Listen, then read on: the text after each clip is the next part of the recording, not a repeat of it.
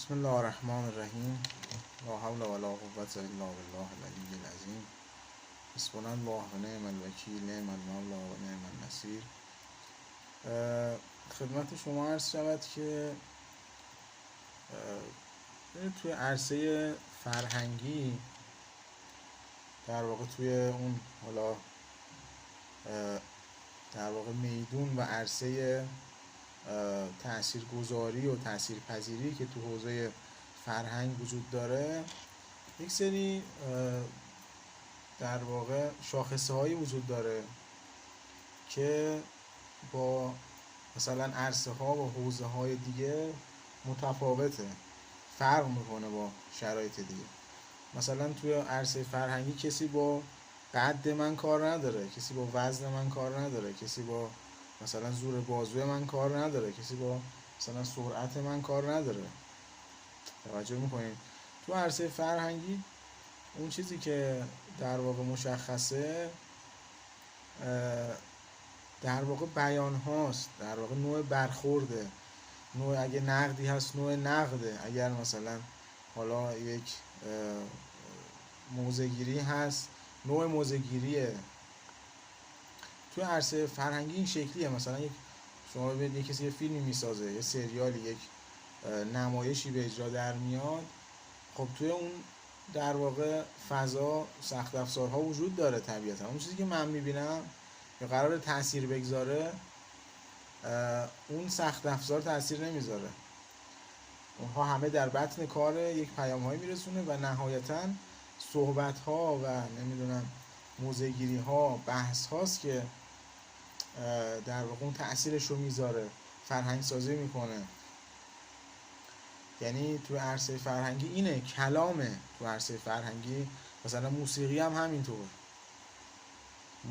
همینطوره. یعنی چه خود خواننده چه اون موسیقی که داده میشه، اون هم یه پیامی داره میاد. حالا هر سخت افزاری هست مخاطب کاری نداره، میگه اینی که داره میاد یک پیامه، یک حرف، یک کلمه است، یک حالا به زبان حالا موسیقی مثلا یک نوته. حالا توی نمایش هم همینطور، یعنی یک داستانی، یک سری حرف، یک سری صحبت، یک سری حالا حرف و حالا منازعه و جدل و موضع‌گیری و انتقاد و تشویق و این هاست که خب شکل میگیره و هی تأثیر میذاره، جهت‌دهی درست میکنه. یعنی خیلی خیلی عمیق، یعنی خیلی خیلی عمیق‌تر از اون چیزی که شاید ما فکر بکنیم، شاید تا چه از لحاظ فردی و چه از لحاظ زمانی، شاید این تا نسل‌ها تأثیر میذاره و تأثیرش همینجور باقی میمونه. یعنی اینقدر تأثیر گذاره. عرصه فرهنگی، تو حوزه فرهنگی و عرصه فرهنگی اینه. من اون چیزی که میخوام امروز خدمت شما عزیزان عرض کنم اینه که ببینید، از یک ما برای ورود به این عرصه، حالا توی بگیم حالا جبهه ها و توی موقعیت های مختلف، حالا اسم نمیخوام، تو فضای مختلف میخوایم ورود پیدا کنیم. بالاخره تو اجتماع هر کسی یک بعد اجتماعی داره دیگه، بعد فردی داره، بعد اجتماعی هم همه دارن. اگه بخوایم تأثیری داشته باشیم باید یک الگو داشته باشیم، یک شاخصه داشته باشیم، یک شاغولی داشته باشیم که بر مبنای اون بتونیم بیارم. خب طبیعتا اگر ما در واقع متمسک به اسلامیم و قرآنیم، خب طبیعتا امکان نداره که ما چیزی درون این گذاشته نشده باشه. دینی که کامل تمام ابعاد و عرض کردیم دین اسلام اصلا دین یک در واقع عارضه فطریه، یک مسئله فطریه کاملا. همه اینها پاسخ به نیازهای فطری ماست. الان ببینید باز یک کنش اجتماعی داشتن یک نیاز فطریه. خب طبیعتا انتظارمونه که در دین حتما وجود داشته باشه، قواعدش حتما شاخصاش وجود داشته باشه، اما برابر پس طبیعتا هست. حالا من میخوام یه شاخصی الگو عرض بکنم، حالا به بهانه این فضا، که این شاخصه و این الگو از دل قرآن در میاد و حالا طبیعتا اولا مطلق نیست، دوما برداشتی بنده است، دوما میشه گفتش که قطعا شاخصهای بیشمار دیگه‌ای وجود داره. بنده این نکته رو میخوام، خیلی هم مهمه، خیلی هم حساسه، خیلی حساسه، خیلی حساسه، اینو دقت کنید. ببینیم حضرت ابراهیم سلام الله علیه در مواجهه با حالا موقعیتی که براش پیش میاد رفتارهای انجام میده که از دل این من هر چقدر حالا فکر کردم کلنجار رفتم، هی به قول من سبک سنگین کردم، بالا پایین کردم، هی ابعاد دیگر کردم، این الگو در اومد و چه الگو به شدت محکمی هم هست. حالا اینو ما توی عرصه فرهنگی تو هر دوره و هر زمانی نگاه کنیم اینو متوجه خواهیم شد قطعا. ببینیم ما تا میگیم حضرت ابراهیم سلام الله علیه، طبیعتا شاید خب این چیزی که من بنده میخوام عرض بکنم همه شنیدن، چیزی نیستش که من از بخوام یواشکی از لابلای قرآن و اینها مثلا بگم حالا بیرون آوردم یا مثلا یواشکی، نه اینطوری نیست. چیزی که همه دیدم اون تا الگو نشده، یعنی اینها در تقابل هم قرار نگرفته، دقت میکنین، و یک شاخصه بیرون نیومده، یک نگاه ظریف و ریزی نسبت بهش داده نشده که تبدیل به یه الگو بشه و خیلی هم مهمه، خیلی میتونه حساس و مهم باشه، حیاتی باشه، خیلی حیاتی باشه. ببینیم میگم تا ما غالبا وقتی میگیم حضرت ابراهیم طبیعتا ذهنمون میره سمت در واقع جدال ایشون با مثلا با نمرود لعنت الله علیه، پادشاه وقت اون موقع.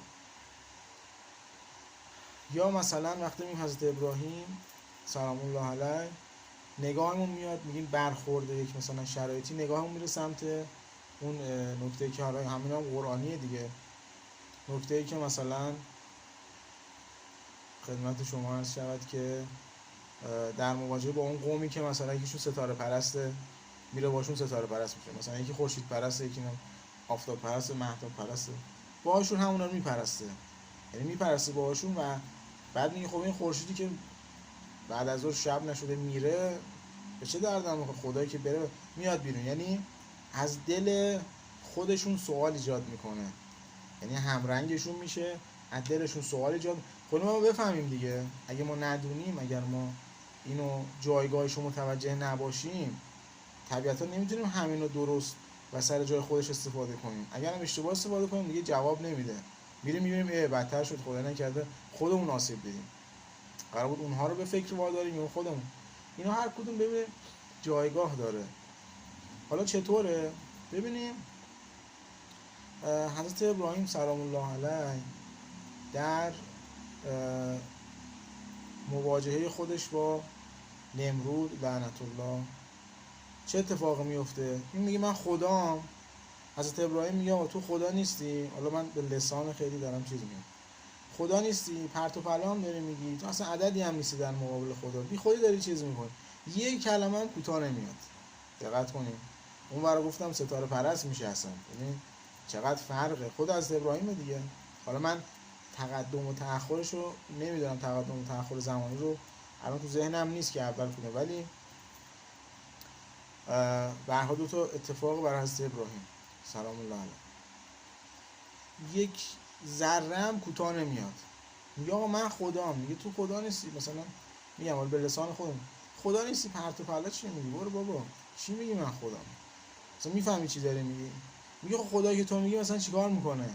اینا قرآنیه دیگه، من دارم به طور لسان مثلا راحت بیان. این خدایی که تو میگی چیکار میکنه؟ میگه خب خدای من یحیی و یمیت، زنده میکنه و میمیرانه، میکشه.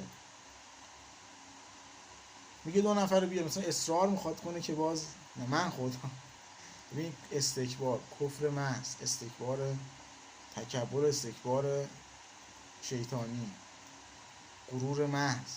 میگه خود فقط اصرار کنه، میگه نه من خودم. دو نفر رو میاره زندانی، دو تا بدبخت، یکیشو میزنه میکشه، یکیو ول میکنه. میگه خدایتون میکشه زنده میکنه، بیا اینو من جون داد حیات دادم بهش، میتونستم بکشم دیگه، ورش کردم آزادش کردم، اینو کشتم، خب دیگه اینا من خدام دیگه. حالا شاید اگه از ابراهیم اونجا گیر میداد کس بگه همین که کشتی رو زنده کن، اگه من راست میگی، اگه راست میگی همین رو زنده کن، خب نمیتونست طبیعتا. ولی حالا میره باز یه جوری میخواد در واقع نشون بده که واقعا تو داری الکی میگی، داری زور الکی میزنی. من خودم میگه چی؟ یعنی میخوام بگم حتی یک ذره کوتاه نمیاد حضرت ابراهیم، اصلا این ور میره اون یکی اصلا کوتاه نمیاد. همون هم باز جای گیر داره، ولی خب باز میره میگه خدای من خورشید رو از مشرق طلوع میده، مغرب غروب میده، تو فردا از مغرب طلوع بده اگه راست میگی، یه دفعه چهارقاچ میمونه که اینو دیگه مثلا حالا به اصطلاح خودمون ما خر کی باشم میخوام همچین کاری کنم، خورشید رو از مغرب طلوع بده مثلا دستم نمیاد. یعنی یه چیزی میگه که تمام قد تو خودش بشکنه، میگه تو در مقابل خدا عددی نیستی، آخه داری الکی چیز میکنی، چی داری میگی؟ میگه خدای من اینه جوری میگه دیگه اصلا وا میره تا جایی که از نمرود چیکار میکنه، میره یک آتالا، اینا دیگه خب هم میدونن دیگه، میخوام از دلشون الگوه در بیاد، این مقدار غور کنیم تو داستان. یک آتشی درست میکنه به دستور نمرود لعنت الله. حالا مثلا فرعون هم همین بود لعنت الله، حالا کدوم فرعون بود نمیدونم، به هر حال ترتیبی داشته فراعنه، ولی در زمان حضرت موسی سلام الله علیه تا جایی که نردبونی میذاره یک سازه این همه هزینه کنه و وقت بذاره فلان که مردمش فکر نکنن خدای حضرت موسی وجود داره، میره بالا مثلا از ابر رد میشه فلان، یه تیری برده میزنه میگه خداشو. یعنی اینقدر اصرار برای این که میخوام بگم فرعون هم بود، یعنی این خوی فرعونی و نمرودی و اینها خب همیشه وجود داشته. مواجهه حضرت ابراهیم سلام الله علیه چیه اینجا؟ تا جایی که نمرود چیکار میکنه، یه آتشی بنا میکنه انقدر زیاد بوده که حضرت ابراهیم سلام الله علیه رو نمیتونستن مثلا برن نزدیک، حالا از یه فاصله با دست پرتش کنن یا فلان، با منجنیق خواستن پرتش، منجنیق گذاشته بودن و همین کارم میکنن، با منجنیق پرتش میکنن به سمت آتش. یعنی انقدر آتش بزرگ بوده که تو چند مثلا فرسخیش این حرم آتش نمیذاشه کسی نزدیک بشه و یک منجنیقی تو چه فاصله‌ای میذاشتن و ایشون رو پرتاب میکنن به انسان. یعنی تا جایی که میخواد اینجوری طرف رو تحقیر بکنه حضرت ابراهیم رو، در مقابل کی؟ در مقابل کفر، در مقابل استکبار ذره‌ای کوتاه نمیاد. ببین یه الگوه.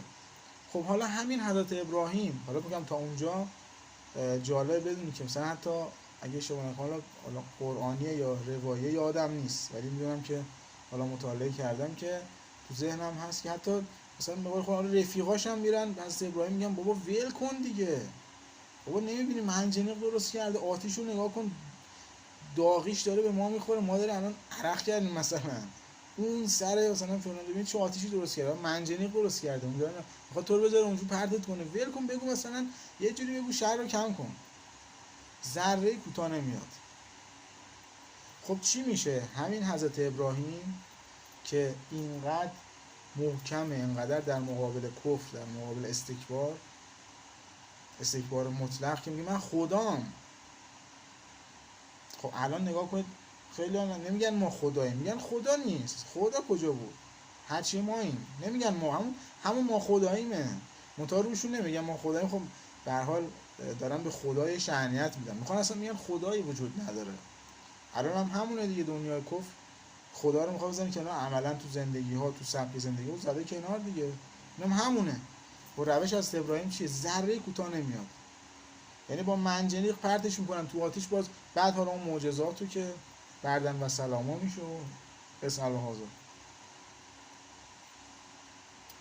حالا همین حضرت ابراهیم سلام الله علیه میخوام بگم الگو در بیاد چطوری در تقابلش با یک اتفاقی میرسه به یه قومی، مثلا حالا ستاره پرست، حالا همینو فقط تکمیل به چند جا میرسه، همونا رو میپرسته، باشون ستاره پرست میره، باشون ستاره پرست میشه. خب اونجا سوال پیش میاد چطور میشه حضرت ابراهیم که در مقابل نمرود یه حالا مثلا این ستاره پرستا یه ذره مثلا نرمش میکردی، اونجا بی خیالت میشدن، چرا نکرد؟ اونجا اینقدر سفت، اینجا اینقدر نرم و میره تو دلشون، اصلا ستاره پرست میشه. بعد میگه آقا مثلا ستاره کور روز میگه رفته و شب میاد، مثلا یه رو خدایی که بره الان باشه و فردا بره و پس فردا بیاد و دو روز نباشه و این حرفا، خدا به درد من نمیخوره، باید باشه. اطلاق داره، مطلقه، نمیتونه الان باشه نقص دیگه. الان که نیست خدا کیه؟ میتونیم بگیم خدا نداریم الان تا بالاخره خدا باشه. پس این خدا میاد، یعنی از دل خود میره دلشون از دلشون سوال ایجاد میکنه که خودشونو این سوالو بین دهنشون، مثل کاری که مثلا بوتا رو میشکونه تبر رو میذاره رو دوش بوت بزرگ، میگه از خودش بپرسید. یعنی سوال ایجاد میکنه. حالا اینجا دیگه یعنی خودشون نمیشه، ولی صاف نمیگه من زدم بوتا رو، میگه بوت بزرگ بپرسید. مگه نمیگید خداتون فلان؟ بگید دفاع نمیتونه حداقل بگه کی اینا رو زده؟ اینقدر خداتون نمیتونه حرف بزنه اینقدر؟ یعنی قدرت پرسشگری ایجاد میکنه براشون که میگه خب این سنگ و چوب درست کرد نیست، خدا قدرتش خیلی ورای این حرفاست. باید نگاه کنین عالمو کی خلق کرده؟ یک قدرت ورای همه ما، همون خداست. چیز عجیبی نیست. این عالمی که ما میبینیم مثلا بی انتها، مثلا بی در واقع به قول بگیم نقص، هر سال تابستون سر وقت، زمستون سر وقت، اینقدر خورشید به موقع میاد میره، ماه قشنگ هی داره مثلا دقیق داره اتفاق میفته. یه قدرت ورای همه قدرت ما باید این کار کرده باشه، همون خداست. خیلی راحت، چیز پیچیده ای نیست. خب اینا چه اتفاق میفته که حضرت ابراهیم سلام الله علیه میره تو دلشون و ستاره پرست میشه؟ آقا مگه حضرت ابراهیم در مقابل نمرود انقدر سرسختی نکرد؟ گفت من خدا. گفت نه تو خدا نیستی، چی داری میگی پرت و بلا؟ مثلا عددی نیستی در مقابل خدا. خدا خورشید اینجوری میکنه تا میتونی بیا از مغرب طلوع بده. گفت دیگه انقدی کفرش در اومد که با منجنیق پرتش کنه تو آتیش، بازم کوتاه نیومد. خب همین حضرت ابراهیم چرا اینجا میره ستاره پرست میشه؟ کوتاه میاد بگه نه شما اشتباه دارید میکنید، خدا این نیست این فلان. چرا اون مدلی برخورد نمیکنه؟ برخوردها متفاوته. میدونید چرا؟ چون که در این الگوی اینها، در اینا مثل نمرود نیستن. اینا دنبال خدا میگردن. نمرود میگه من خدام. من اصلا که هر چقدر معجزه هست، موسی رو ببینید هر چی معجزه میاره، ساحرایی که خود فرعون آورده بودن ساحرای ایمان میارن. حضرت موسی میگه میکشنتون، فلان میکنن، اینجوری میکنن، آخرش هم همه رو. یعنی خودش ساحر، بعد خودش بفهمه بگه بابا چون اصلا دنبال خدا نیست. میگه من خدام دارم، میگه میخوام بهونه رو از این بگیرم. من نمیخوام خدا باشم، میخوام بهونه رو از این بگیرم. میگه من انا ربکم الاعلی، ولی میخواد بهونه اون رب رو به نظر من از این بگیره. میخواد بگه من قدرت همم، کسی فکر قدرت مثلا برتر از من بودن نکنه. تو میگه خدا بالاتره، من خودم، باشه من خودم. یعنی میخواد از این ادبیات بیاد. ولی اینجا کسایی که مثلا ستاره رو میبینه، نشونه ای از آیاتی از آیات خداست دیگه، جلوه ای از خداست، نشونه ای از نشونه خداست، آیه ای از آیات خداست. خب عظمت داره. مثلا یک اقوامی بودن، من یادمه نمیدونم تو کجا میخوندم، مثلا این کوه ها که هستن پشت به پشت کوهن، بعد آخرش ابریه، اون ته کوه نوکش زده بالا. خب موقعی که وسیله پیمایشی هوایی نداشتن، هواپیما نداشتن که برم ببینش خبر نیست، بیاین کوه پشت سرم اینم ابر رد شد توش رد شد، اینا همون کوه مثل هم بقیه کوه نداشتن که. فکر می‌کنم اون چیزی که اونجاست و ما هم نمیتونیم بریم اون موقع نمیشد. پس حتما اونجا خبراییه. میگفتن اون خداست، اون ته تیار می‌بینی همه چیزاشونو میبرن پیش اون، بعد برمیگردن تاییدیه میگیرن مثلا. خب اینا دنبال خدا میگردن. چه اصطلاحی بهشون میشه گفت؟ اینا مستضعفن، ضعیف، یعنی تو فهم خدا ضعف دارن. این دنبال خدا میگرده. خب دنبال چیز نیست، نمیگه من خودم، یعنی میخواد یه کاری کنه که مثلا به قول معروف کار کاسبی باشه، واقعا دنبال خدا میگرده. این آدم مستضعفه. وقتی این مستضعفه، حضرت ابراهیم باهاشون نرم میشه، میره داخلشون، میره بینشون، باهاشون ستاره پرست اصلا میشه. اصلا ستاره پرست میشه. الان ما بگن اصلا ما در میخوره بهمون، میگیم ولی اینکه اونا مستضعفن باشن من ستاره پرست مثلا میگم اون در میخوره بهمون. نه حضرت ابراهیم میره ستاره پرست میشه، باهاشون از دلشون سوال ایجاد میکنه. میگه این خدای کو راستی الان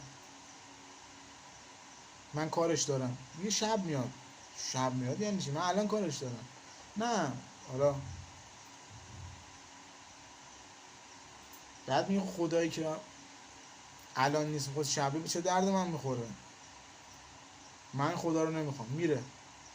یعنی سوال ایجاد میکنه از بینشون، تو ذهنشون سوالو میکاره که برای خودشون هم سوال بشه، بگه راست میگه الان رفت خدا، الان منم کار دارم باشه وایسم تا شب. چه خدایی که شب میخواد بیاد؟ الان کی خداست؟ الان که نیست کی خداست؟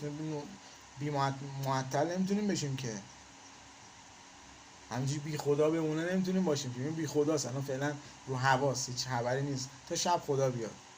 این که نمیشه که. یعنی سوال ایجاد میکنه از دلشون.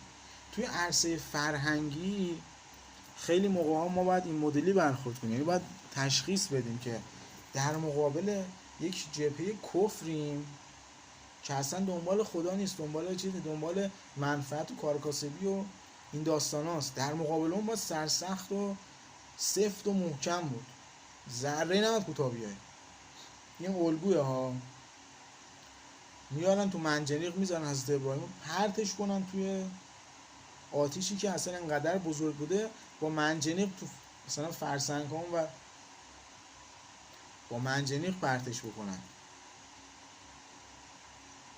دقت میکنین؟ یعنی انقدر حرم آتیش زیاد بوده که با منجنیق باید ذره‌ای ولی کوتاه نمیاد، محکم نیستی. میگه تو خدا نیستی، داری پرت و پلا هم میگی، برای خودت هم داری میگی، اصلا عددی نیستی در مقابل خدا.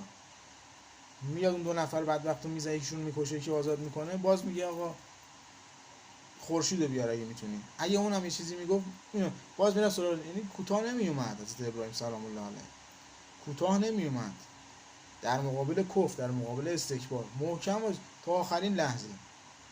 پرتش هم کردن، خدا بردن و سلام. حالا تقدیر این بوده که میتونست همونجا از ابراهیم مثلا شهیدم بشه، بره تو آتیش و بعد حالا پیکرش حالا آتیش بگیره، چه اتفاقی بیفته نمیدونیم، ولی حالا تقدیر این بوده که اون برگرده و حالا شرایط قوم اون موقع که ببینن واقعا چه اتفاقاتی افتاده و بمونه برای ما، درسی باشه، بمونه برای تاریخ، بمونه. خب این خیلی مهمه که نگاه حضرت ابراهیم در مقابل نمرود ذره‌ای کوتاه نمیاد. از این ور میره ستاره پرست میشه، خورشید پرست میشه، باهاشون میره خورشید پرست میشه. اصلا خب اینجا سوال ایجاد میشه دیگه، چطور اونجا اینقدر محکم، اینجا اینقدر نرم میره تو دل خودشون؟ پس البته یه الگو باید باشه که در مقابل کفر، در مقابل کفر محض، استکبار، محکم باید ایستاد، چون دنبال حق نیست، میخواد فقط خودش رو اثبات کنه، بگه من قدرت مثلا محضم، همه رو بزنه کنار. استکبار نمیگه، تکبر، بزرگ خود میگه من همه بزرگترم، یک غرور و تکبر شیطانی، همونجوری که ابلیس رو از درگاه خدا روندش، پرتش کردیم. اما در مقابل کسانی که چی هن؟ مستضعفن، دنبال خدا میگرده، فکر می‌کنه این ستاره خداست، میون بالاست، میبینه چقدر میدرخشه فلان، اون خداست حتما، بقیه هم احتمالاً نوچه هاشن، اما دنبال خدا میگرده دیگه، ولی ضعیفه، استدلال نداره، عقلش نمیرسه.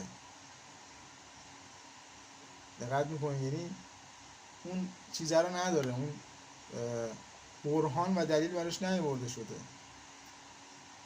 ضعیفن از لحاظ ذهنی، فکری ضعیفن، ولی دنبال خدا میگرده، میره باهاشون خدا ستاره پرست میشه. خیلی عجیبه، خیلی عجیبه که حضرت ابراهیم که اونقدر محکم در مقابل ابلیس، در مقابل نمرود ابلیسی که میگه من خدام، تکبر داره، می ایسته و کوتاه نمیاد، اینور در مقابل مثلا ستاره پرست میره ستاره پرست میشه، خورشید پرست میشه. حالا چند تا بودن یادم نیست، یعنی 2 تا و چقدر بوده نمیدونم، هم مثلا خورشید، ستاره، ماه مثلا فلان میپرسته، باهاشون میره میپرسته، بعد دلشون سوال ایجاد میکنه براشون، میدونه یعنی میره باشون ستاره پرست میشه، واقعا که ستاره پرست نمیشه، ایمان داره، اون تا میاد با دلشون میگه باشه، میاد تو دلشون از دلشون حالا سوال ایجاد میکنه، این ستاره که نیستش، من الان کار دارم، پس الان خدا کیه؟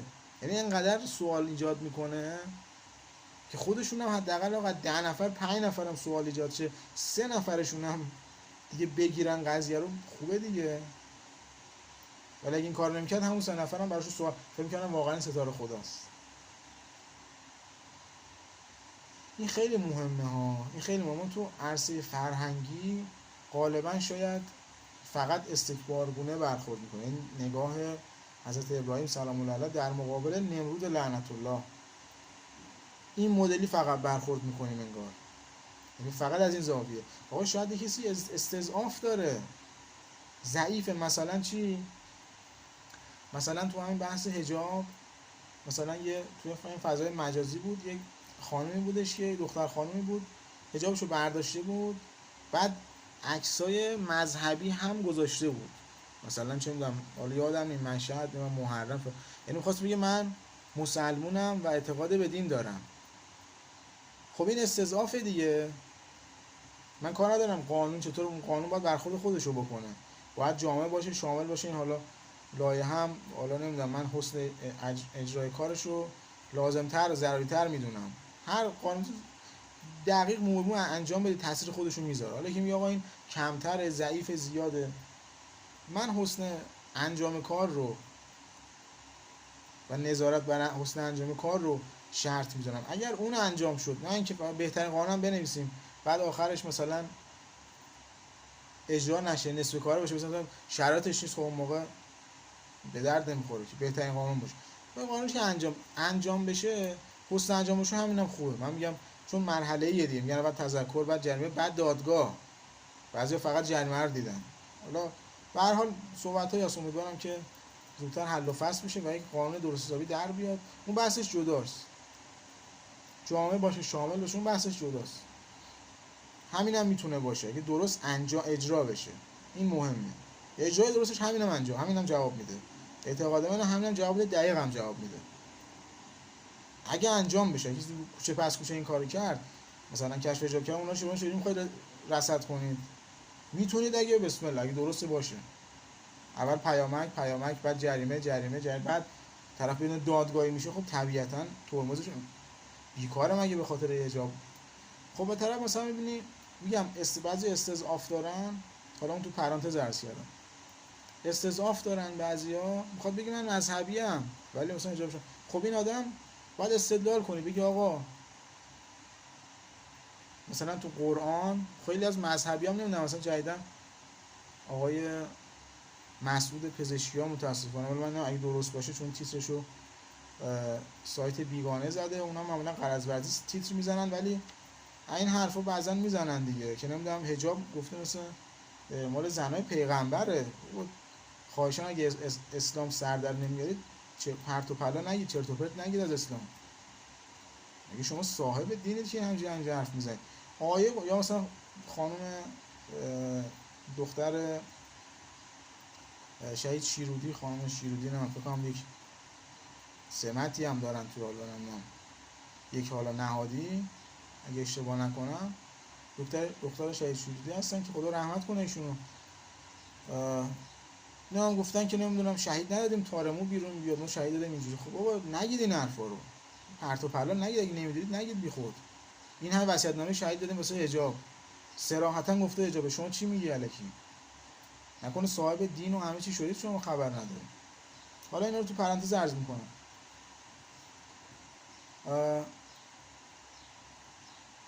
مثلا همین بحث استضعاف، طرف من میگه من مذهبی ام ولی حجابشو برداشته، فکر میکنه میگه نه کجا گفته شده، واقعا هم نمیان بگن. وقتی آقای مسعود پزشکیان با این سن این حرفو میزنه، و طبیعتا طرف فکر میکنه واقعا نیست دیگه. یا آیه قرآن یک کلمه است، زینت، میگه زینتتون رو بپوشونید. بعد از اینکه میگه مردا چششون رو درویش کنن، سوره نور فکر کنم آیه 31 همچین آیاتیه، اگه اشتباه نکنم آیه 30 یا 31 فکر کنم، سوره نوره. میگه چشو ببندید درویش کنید، به زنا میگه چشتون درویش کنید، به مردا میگه، بعد به زنا، بعد این انتها میگه چی؟ به زنا میگه زینتتون رو بپوشونید. خب آیه قرآن صریح دیگه. بعضی دنبال اینی که آقا گفته جلباب فلان تا اینجا اومده تا اونجا اومده، دنبال زیر بغل مار میگردن. آقا اینا رو ولش کن. میگه زینت بپوشونید. مگه اون چیزی که دیده میشه، مثلا اینکه آقا من میخوام دستم تا یه حدی میخوام برم آقا رانندگی کنم دیگه، میخوام برم حرف بزنم صورتم تا یه حدی، حتی خاله بعضی خیلی محکم کاری میکنن، ولی خب به هر حال میگه همونایی که، ولی اصل کار چیه؟ میگه زینت رو بپوشونید. خب آقا مو برای زن زینت هست یا نیست؟ تمام شده. از اینکه زینته. بعد بدبختی اینه تو همون قرآن هم توی ترجمه میان تو پرانتز می‌نویسن گردنبند. بابا چرا جهده‌ای میکنی؟ میگه زینت، نگفته زینت الحاقی. بله گردنبند خود کی با انگشتر مثلا چه میدونم طلای زن تحریک میشه که واسه زین درجه 3 4 داره میگه سر جهده‌ای میکنه انگار نره سمته. میگه آقا زینت رو بپوشون. آیه قرآن دیگه، از جیبمون در نیاوردیم که. سوره نور آیه بکنم 31. چشمندی هم نیست. یه نفر میدونست جواب بده به این اونایی که این اظهار نظرهای عجیب غریب و پرت و پلا میکنن. میگه آقا زینت رو بپوشون. آقا سوال خودتون فکر کنید دیگه. دستور قرآن، تعقل، تفکر، تدبر، تفقه، دستور قرآن دیگه.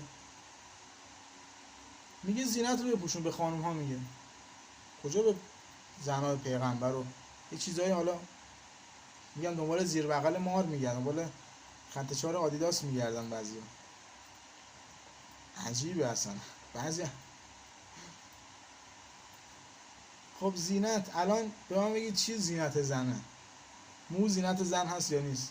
دکولوره میکنن و نمیدونم بابلیست میزنن چیکار میکنن کارای این شکلی میکنن. زینت دیگه. معذرت میخوام موی بینی رو کسی بابلیست میزنه یا مثلا دکولوره کنه رنگ؟ خب چون زینت نیستش. موی سر زینته، رنگش میکنن چون زینته. میگه زینت بپوشون. میگه کجای قرآن گفته؟ کجای؟ خب نگفته. بیا بپرس ببین گفته نگفته. بعد از این ور حالا یه عده میان اظهار نظر، میگه دختر شهید چیرودی متأسفانه شهید چیرودی خدا رحمت الله علیه، رضوان خدای شاد برشون، شهید بالا مقامن. دخترشون متاسفانه میاد میگه ما شهید ندادیم که تار مو بیرون باشه، ما شهید دادیم که دختر امنیت. و چرا چرت و پرت میگید خانم محترم؟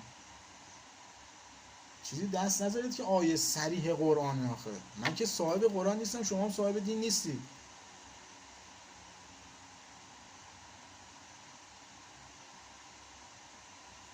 این حرفا متاسفانه زننده است. این حرفا متاسفانه به جای اینکه جواب بدیم بدتر یه گره رو گره میندازیم، شوپه میندازیم که ما هم نفهمیدیم. پس شما چرا حجاب داری؟ پس اگه اینطوریه که فقط دخترای کف خیابون میگه حجابتون رو بردارین، شما چرا خودتون پس این چه حرفیه میزنین؟ آیه قرآن میگه زینت رو بپوشون. زینت زن چیه؟ مو هست، حالا هر چی دیگه. من اگه روحانی بودم لباس روحانیت داشتم قطعا جز به جز، چون جایگاه هم بودن، جایگاه هم اونقدر نیست، نمیخوام بگم که جلوتر برم، ولی جز به جز میگفتم این زینت دیگه. چشمندی هم عجیبه، اونم که در نیاوردیم که بگیم آقا ما آیه درست کردیم خدا نکردیم.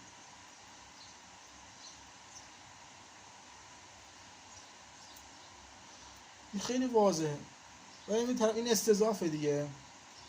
طرف میاد حجابشو برمی‌داره، بعد میخواد بگه من مذهبی هم هستم، آدم مذهبی هم، و یعنی میخواد بگه که منی وجود نداره، شماها من درست کردید، شماها فلان. آیه قرآنه. چون اعتقاد داری آیه قرآنه دیگه. میگه زینت رو بپوشون. حالا زن بیا دونه دونه خدا بگه اینجوری اینجا رو بپوشون. نمیتونه بگه که. بگذاریم از یه عده‌ای هم که اومدن گفتن آقا اینجوری گفته بنداز اینجا، اینو گفته بنداز اونجا، اینجوری کن، این تا اینجا به زبان عرب این تا اونجاست. بله اینا بحث علمیه، ولی دنبال زیر بغل مار میگردن که برداشتای از خودشون بکنن، میگن نه نیست. آقا همینو بذار کنار. میگه زینت رو بپوشون. به زن میگه زینت رو بپوشون.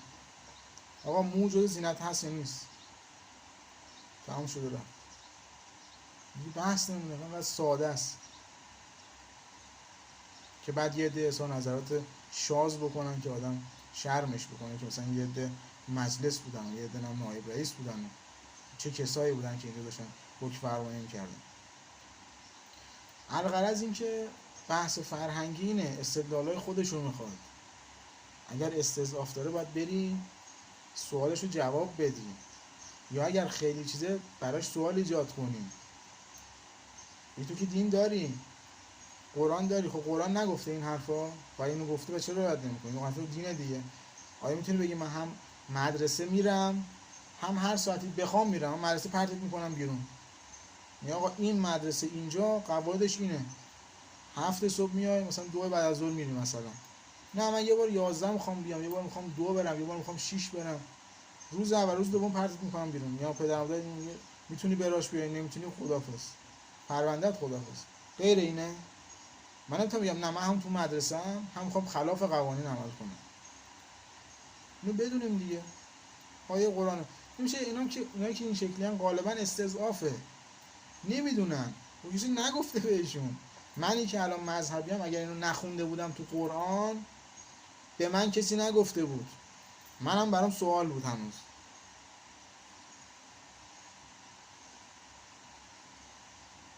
منم میشدم تو این قضیه جزء استضعاف. نمیگن دیگه، حالا نمیگن، دوست ندارن، شأنشون زیر سوال میره، هر چی اینو نمیدونن. از پیغمبر دیگه خودشون حتما بالاتر میدونن دیگه. دلیل بیارید، دلیل بیارن. توی بسیاری از جاهای فرهنگی، بحث من ناظر به حوزه فرهنگی ها، مسئولین متولیان فرهنگی، بحث من ناظر به این هاست که فعال باشن. اگه سوال نمیتونی جواب بدی، سوال ایجاد نکنن یه عده، سوال عجیب غریب، اجاب مال قرآن مال فلان. کجا زندگی میکردی؟ تو ایران نبودی؟ قرآن یه دور نخوندین، 2 دور نخوندین، 10 دور نخوندین؟ نمیدونم. اینا این اظهار نظرهای این شکلی از کسایی که داخلن، مثل آقای پزشکیان و اینها، اینا بدتر ضربه میزنن.